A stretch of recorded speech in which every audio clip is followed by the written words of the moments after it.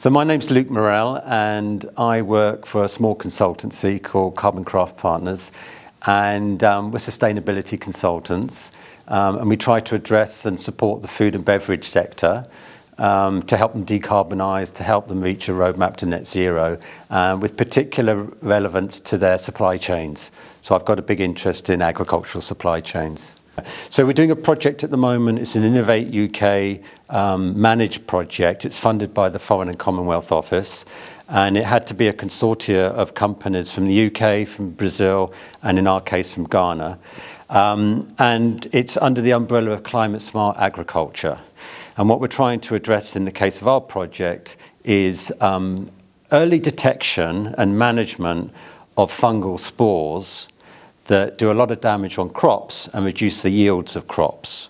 So if we can identify those spores earlier and we can come in with a treatment plan, we can then potentially reduce the impact they have in terms of yields and indirectly food security. So we're using the structure of the grant was we had to take technology from Brazil. And I have a relationship with a company in Brazil called Smart Agri, and they're an agri-tech company, and they have something called a spore collector, which is basically a box with various filtration systems in it that collect spores out in the field. So by collecting those spores and taking those back to the lab, you can identify a problem before you see the symptoms on the leaves.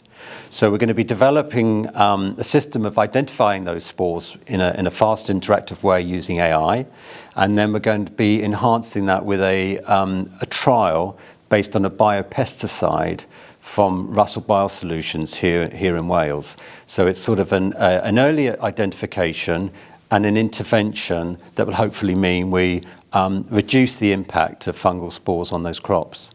The ultimate goal is really, in my mind, is to create a Ghanaian nationwide alert system for fungal spores.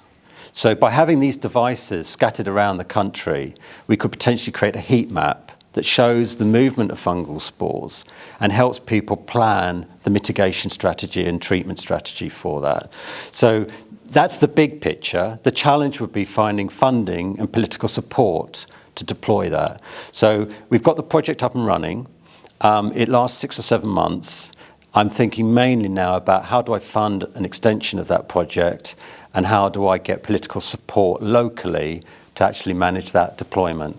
Professor Tarek Butt, who's one of the leading experts in understanding fungal spores and the impact on crops, has been very supportive and helped us with the bid, helped us identify which fungal spores we should be trying to focus on as part of this program, and also made the really valuable introduction to Russell Biosolutions, who are doing the AI tool for helping us speed up the identification of fungal spores, but also supplying the biopesticide.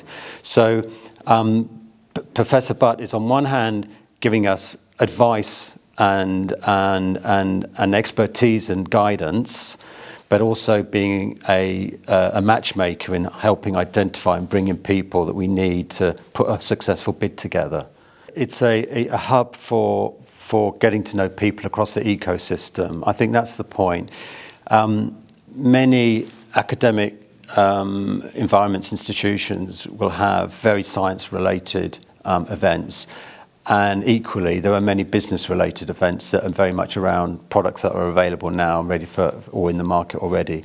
And what we're really trying to do here is bring these two worlds together, science and how can we apply it, but then the challenge of bringing it to market and scaling it and making it relevant.